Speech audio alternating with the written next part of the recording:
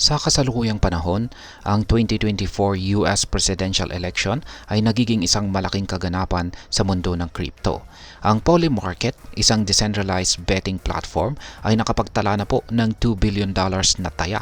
Ang platform na ito ay nagbibigay daan sa mga tao na tumaya sa iba't ibang kaganapan, kabilang na ang mga political outcomes.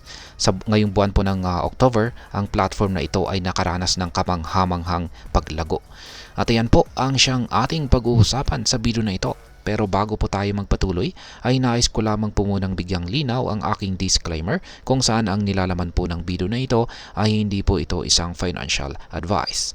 For education and information purposes lamang po ang layunin nito. Ngayon ay ang unang tanong natin dito ay ano nga ba ang Poly Market? Ang Poly Market, para sa mga hindi nakakaalam, ay hindi lamang ito isang simpleng betting pattern. Platform. Yan, betting platform.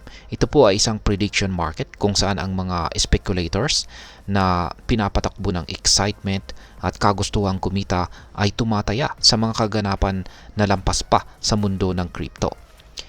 Sa taong ito ng eleksyon, ang platform ay nakaranas po ng kamanghamanghang paglago. Sa buwan po ng October lamang, ngayon pong buwan na ito, ay ang volume ng taya ay tumaas po ng 113.7% na umaabot po sa $1.14 billion. Ngayon ay sino naman ang mga kandidato?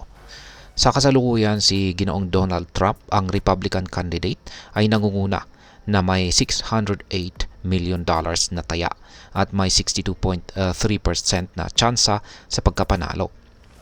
Si Madam Kamala Harris naman, ang Democrat, ay sumusunod na may $405 million na taya at may 37.5% na tsansa. Ang aktibidad na ito ng pagtaya ay hindi lamang nagpapakita ng kasikatan ng mga kandidato, kundi pati na rin ang lumalaking impluensya ng crypto sa iba't ibang larangan, kabilang na ang politika. Ngayon ay ano naman ang DeFi? Ang tagumpay po ng Poly Market ay isang patunay ng kapangyarihan ng decentralized finance o DeFi. Ang platform ay nakalikom po ng $45 million sa Series B funding noong nakaraang May at may plano pang makalikom ng karagdagang $50 million.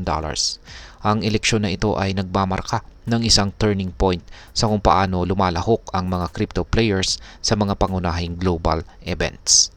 Ngayon ay paano naman nakakaapekto ang crypto sa eleksyon?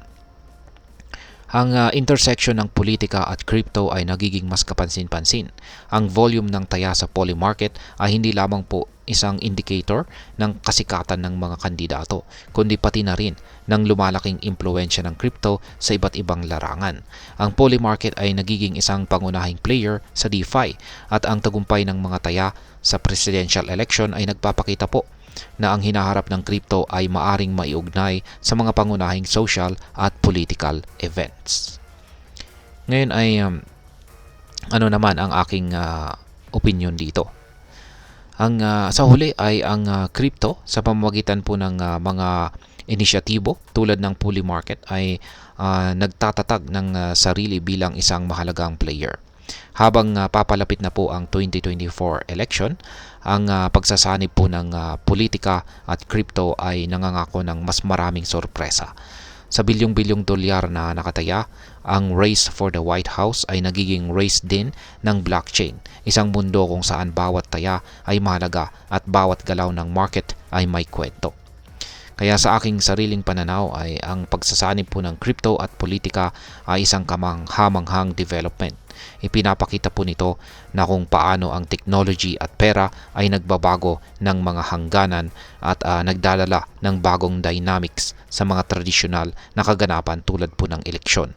Ang Poly Market ay isa lamang pong halimbawa ng kung paano ang DeFi ay maaaring maging isang mahalagang bahagi ng ating hinaharap. At ang 2024 US presidential election ay isang patunay ng potensyal ng crypto na makaapekto sa mga pangunahing global events. Sa ganitong paraan, ang crypto po ay hindi lamang isang financial tool, kundi isang social at political force na rin.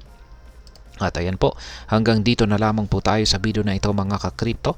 Sana po ay inyong nagustuhan ang aking paliwanag sa video na ito. Kung inyo po itong nagustuhan, pakiclick lamang po ang like button nito. Para naman po sa mga bago lamang dito, kayo po ay aking inaanyayahan para mag-subscribe. Pakiclick na rin po ang bell icon nito dahil ito po ang siya magsisilbing notification nito sa mga bago kong videos na akin pong ina-upload sa aking YouTube channel na ito. Marami pong salamat sa panonood. Ingat po tayo lagi at God bless po sa ating lahat.